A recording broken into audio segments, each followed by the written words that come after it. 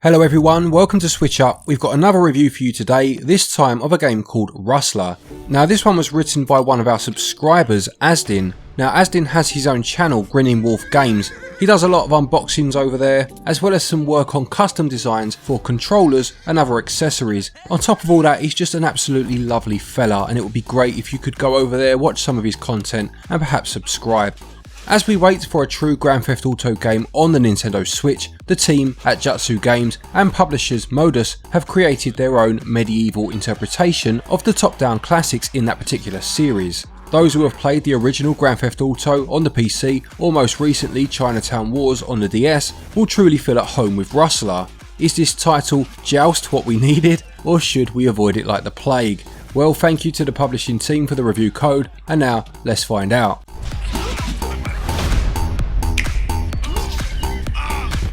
The story itself then is set in a fictitious medieval world with modern characteristics. You'll have things such as bards playing hip hop and beatboxing, guards equipped with police lights when on pursuit, or having zebra crossings within the castle. A lot of the fusion portrayed in this sandbox game reminded me of the Shrek movies, where the world is set in the Middle Ages but with a dash of modern themes. You play as a ruffian called Guy who, along with his friend, who is aptly named Buddy, attempt to enter the Great Tournament. The prize is the hand of the Princess of the Kingdom. The main attraction of the game for me was how it combined two different eras in history together. It's narrated through a mixture of flatulence humour and classic Monty Python sketches. You will meet the Spanish Inquisition, and even the Black Knight makes a cameo. There is a certain charm to this eclectic world, and I must admit I smiled more than once as the story unfolded. As I said at the start, if you've ever played the first top-down Grand Theft Auto games, then you'll feel right at home here. You carry out optional or story missions in order to obtain gold and weapons. At some points of the story, you will be required to amass a great amount of gold in order to progress through the story. I didn't have a problem with this, as it encouraged me to try out the optional missions, and some of these are as wacky as they come.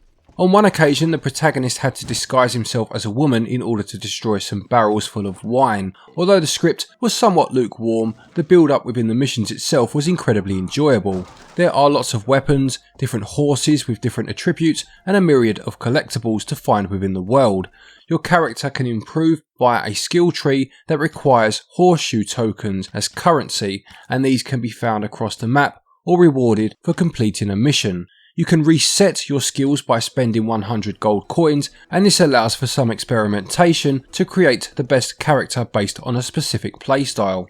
I found myself failing the quests quite a lot, mainly due to the controls, which I will touch on in a second, but load times are quick and you start at a checkpoint, which does not hinder the overall experience or progress within the game. There were a couple of occasions where the game would soft lock upon respawning to a checkpoint, but luckily it does use an autosave feature, but it does mean of course having to close down and reload the game. Hopefully these will get patched at some point in the future. Onto those controls then, and they are the weakest aspect of the game unfortunately. The left stick controls your character and the right stick the direction he is facing.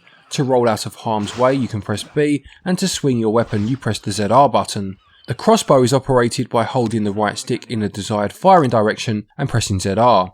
You can parry the enemy with a well-timed block, and if I had to criticise the controls, it would be the lack of a lock-on system. This is only present when using the ranged attacks and activates when the enemy is within a specific range in front of you, but it isn't available when using melee weapons.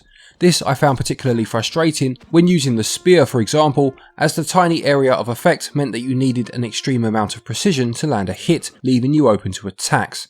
To a certain extent, I guess you could argue this added a layer of challenge to the combat, which required the use of the right weapon to dispatch your foe, but in reality, as a whole, the controls just feel a bit outdated. There were some other mild annoyances with the controls, such as when you collide your horse with an obstacle on the map and become stuck. It's not irreversible, you can get out of it, but I just found it to be slightly awkward.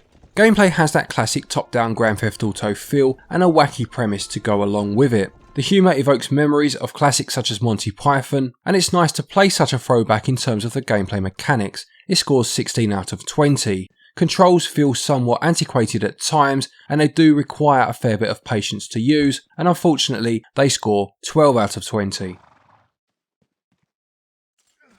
When it comes to the visuals, the top-down viewpoint is set at a particular distance and the camera cannot be zoomed. The map is littered with lush green trees, great rocks and rowdy ill-mannered locals, and although sometimes this style does make it difficult to portray a living world, I didn't find this to be the case in this particular game. The locals will chuck buckets of horrendous waste out of their windows, spit on the floor and even fight with each other, and again, to bring it back to the modern culture, there are clever touches here and there, such as graffiti found on the walls of the castle. The landscape is rich and vibrant, filled with lakes and fields with decent shadow effects. The world felt teeming with life, which is sometimes hard to achieve in an open world or sandbox game. The text size is unfortunately minuscule and some may find it hard to read. I played this both docked and in handheld mode on a standard Switch. Those with a Switch Lite may struggle even further. I also found it hard to find where I was on the map, as the cursor pinpointing the protagonist's location stays the same size whether you zoom in or out of the map.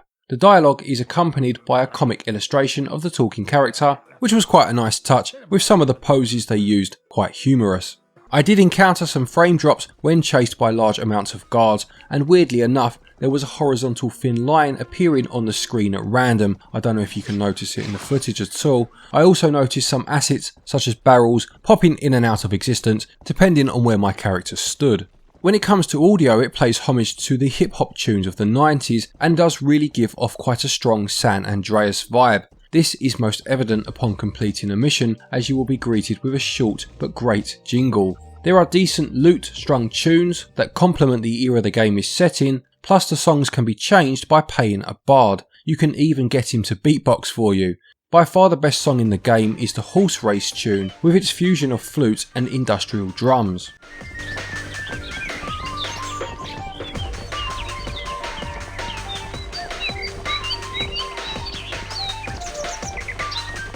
All the characters speak in the game's own version of that Simlish gibberish, and this adds to the humour. All of the sound effects are accurate to what they represent, and this includes the neighs of the horses and the shots from the crossbow. Visuals help bring the game world to life, with just a few technical niggles bringing things down a tad, and they score 16 out of 20. Audio is a clever fusion of the time period and a more modern tone, and gets 17 out of 20. Rustler costs £24.99 and regional equivalents are on your screen now. Now I give credit to the developers for trying to bring something different to an established formula, and it's always nice to see a modern game attempting the top-down sandbox style of gameplay that those original Grand Theft Auto games made so popular. I would say that the fiddly nature of the controls and some performance issues mean that it's perhaps priced a bit too high, but not to the point where I feel it's a major issue. Perhaps a small sale price at some point would really allow it to hit the sweet spot, but on balance, value scores 15 out of 20. To conclude, Rustler is a very enjoyable take on a classic formula. The fusion of two time periods leads to some amusing popular culture references and a strong Monty Python vibe in terms of the humour. Plus the gameplay is definitely worth your time if you have any sort of affinity for old school GTA. The controls can irritate at times and performance has its moments, but it's still a very good time, if a little rough around the edges.